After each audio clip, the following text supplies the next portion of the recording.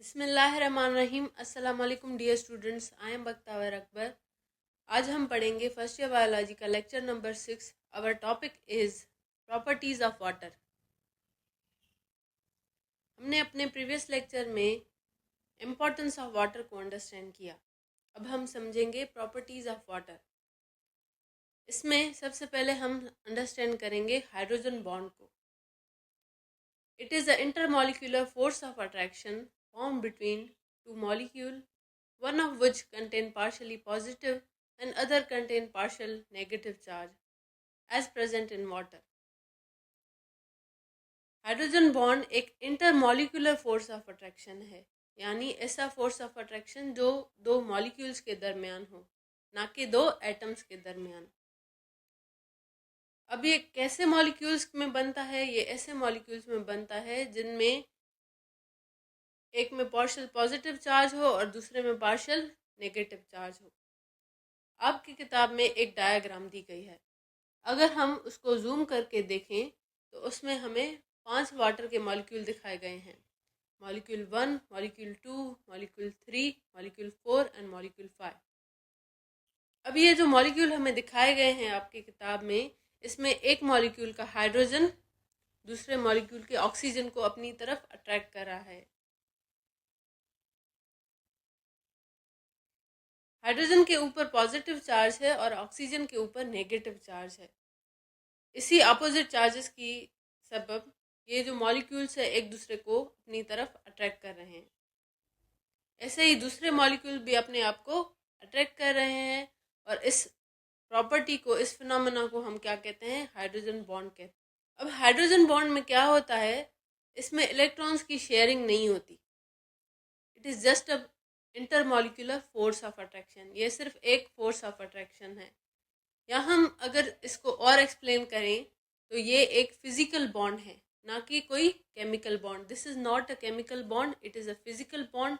There is no sharing of electron. अब ये जो हाइड्रोजन बॉन्ड है ये इतना अहम क्यों है? Due to this hydrogen bonding, two molecules have following two types of characters. Water के पास दो अहम प्रॉपर्टीज आ जाती हैं हाइड्रोजन बॉन्ड की वजह से। एक को हम कहते हैं कोहिसन, जिसको हम कहते हैं cohesive force of attraction. The attractive force between similar molecules is called cohesive force. ऐसा फोर्स ऑफ अट्रैक्शन जो एक जैसे मॉलिक्यूल्स के दरमियान हो, उसको हम कोहिसिव फोर्स ऑफ अट्रैक्शन कहते हैं। अगर एक वाटर मॉलिक्यूल है, दूसरा भी वाटर मॉलिक्यूल होगा, तीसरा भी वाटर मॉलिक्यूल होगा, चौथा भी वाटर मॉलिक्यूल होगा, यानी सारे वाटर मॉलिक्यूल्स होंगे। ये सारे वाटर मॉलिक्यूल्स एक दूसरे को जब अट्रैक्ट करते हैं उसको हम क्या कहते हैं? Cohesive force of attraction. Due to polar nature, water molecules attract each other and form hydrogen bonds between them to form long chain of water molecule, which help it in flowing freely. It also flows in protoplasm, in cell, as blood in blood vessels, as transporting fluid in conducting tissues of plants. अब कोई force of attraction की जो living organism में अहमियत है वो ये है, प्रोटोप्लाज्म को फ्लो करने में हेल्प करता है, ब्लड को फ्लो करने में ब्लड वेसल्स में हेल्प करता है, और हेल्प करता है transporting fluid in conducting tissues of plants. अब ये कैसे होता है इसको हम समझते हैं। अगर आपने कभी चेन देखी होगी तो चेन जो है उसके सब यूनिट्स होते हैं, अलग अलग उसकी ब्लॉक्स होते हैं। अगर आप उसकी एक पार्ट को खींचेंगे तो दूसरे चेन के जो पार्ट्स हैं वो साथ में खींचते हैं। अगर एक पार्ट को झटका देंगे तो दूसरे भी पार्ट्स चेन के क्या कहते हैं? मूव करते हैं। तो वाटर में भी ऐसा ही होता है। वाटर जब फ्लो करता है तो उसके मॉलिक्यूल्स एक दूसरे को अपनी तरफ खींच रहे होते हैं due to cohesive force of attraction, और यही वाटर को फ्लो करने की कैपेसिटी देता है।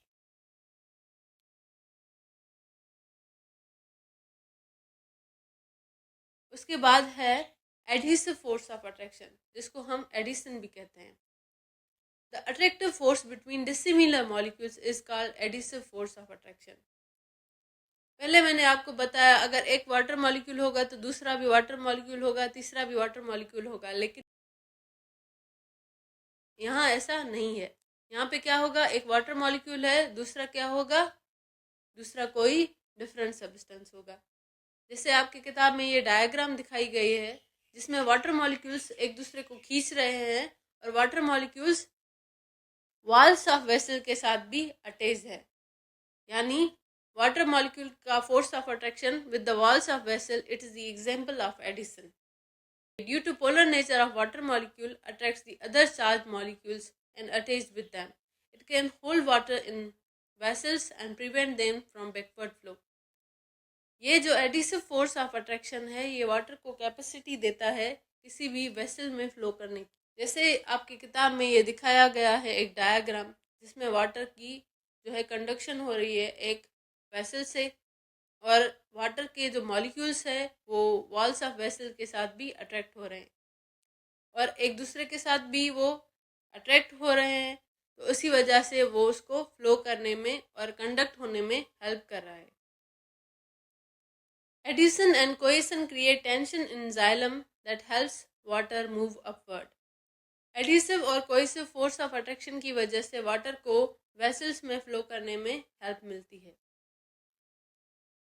उसके बाद है हाई स्पेसिफिक हीट।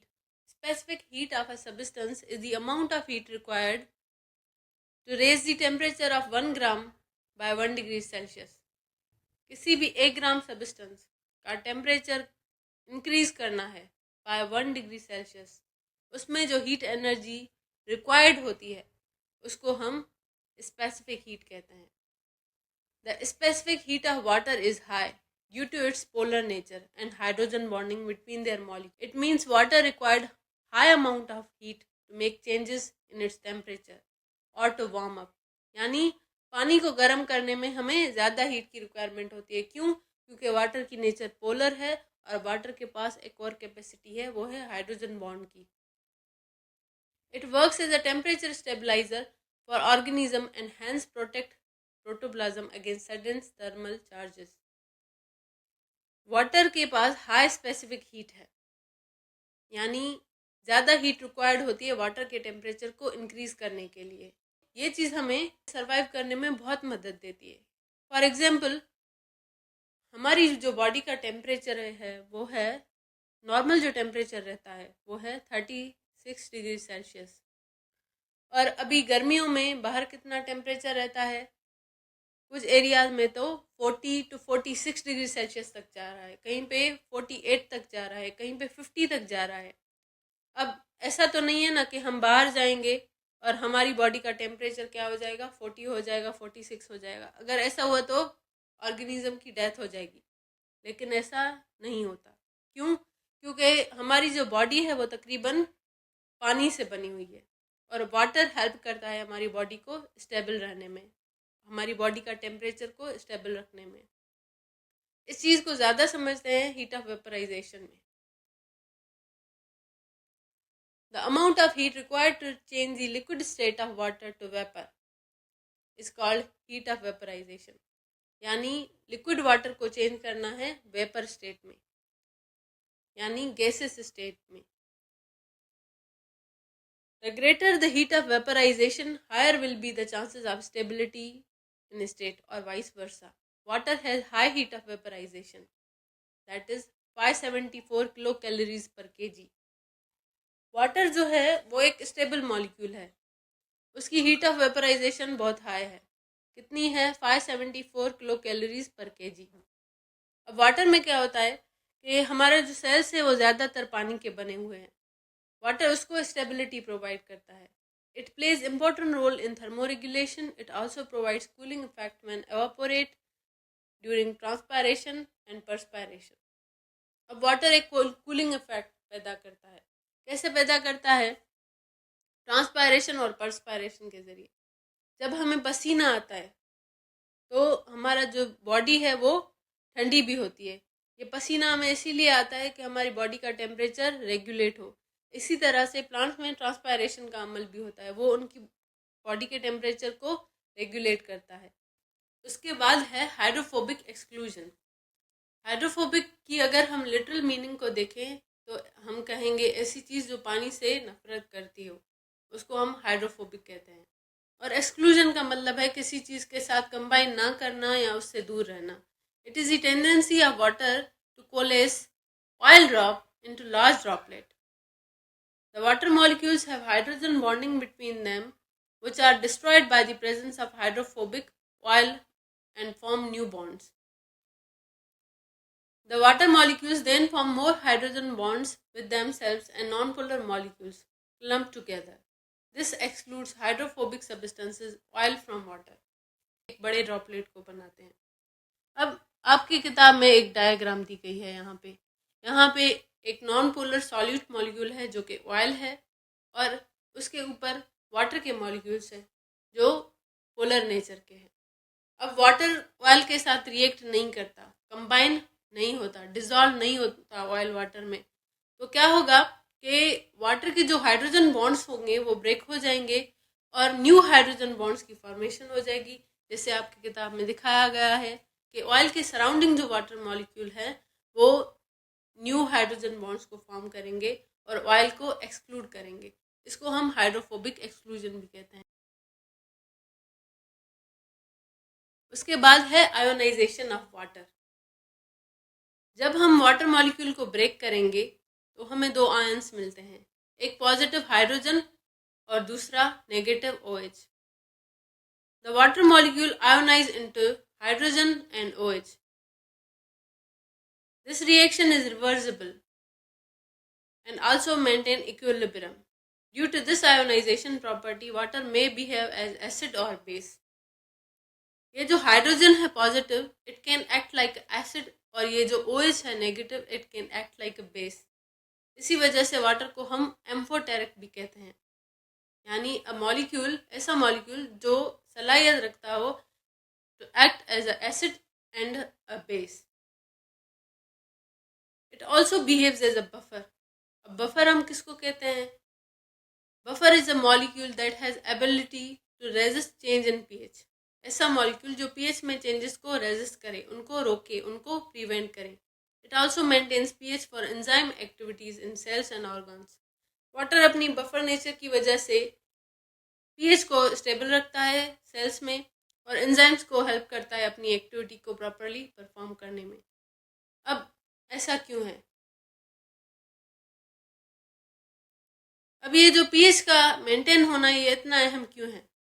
आप आगे जाके चैप्टर्स में पढ़ेंगे कि जो एंजाइम्स है वो एक स्पेसिफिक pH पे ज़्यादा काम करते हैं.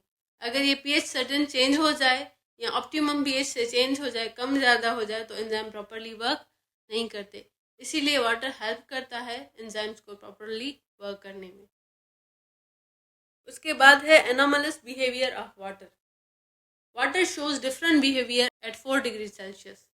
Usually matter contract at low temperature, but due to hydrogen bond below 4 degrees Celsius, water expands, which decreases its density.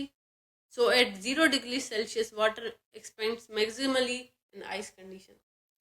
अब वाटर में एक अजीब बिहेवियर है. आपने देखा होगा कि जो बर्फ़ है वो पानी पे तैरती है. हालांकि अगर हम दूसरे मॉलिक्यूल्स में देखें तो सॉलिड लिक्विड के ऊपर नहीं तैरता, वो सिंक हो जाता है, वो डूब जाता है. लेकिन जो बर्फ़ है वो पानी के ऊपर तैरती है. ऐसा क्यों होता है? ऐसा होता है हाइड्रोजन बॉन्ड्स की वजह से.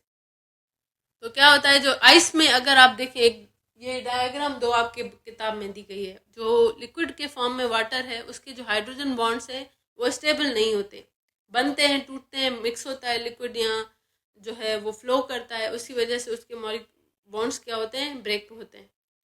लेकिन जो आइस है उसमें जो हाइड्रोजन बॉन्ड्स है उनके दरमियान एक गैप भी है और एक पर्टिकुलर अरेंजमेंट भी है, जैसे आप यहाँ पे स्ट्रक्चर में देख सकते हैं.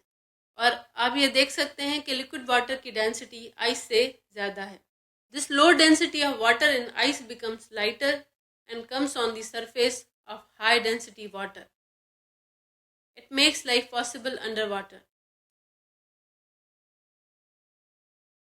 तो बेटा ये था हमारा आज का लेक्चर, प्रॉपर्टीज़ ऑफ वाटर. ये है मेरे आज के notes. I have few questions for you. Do tell me the answers in the comment section. मिलते हैं नेक्स्ट वीडियो में. अपना बहुत ज़्यादा ख्याल रखिएगा. अल्लाह हाफिज़.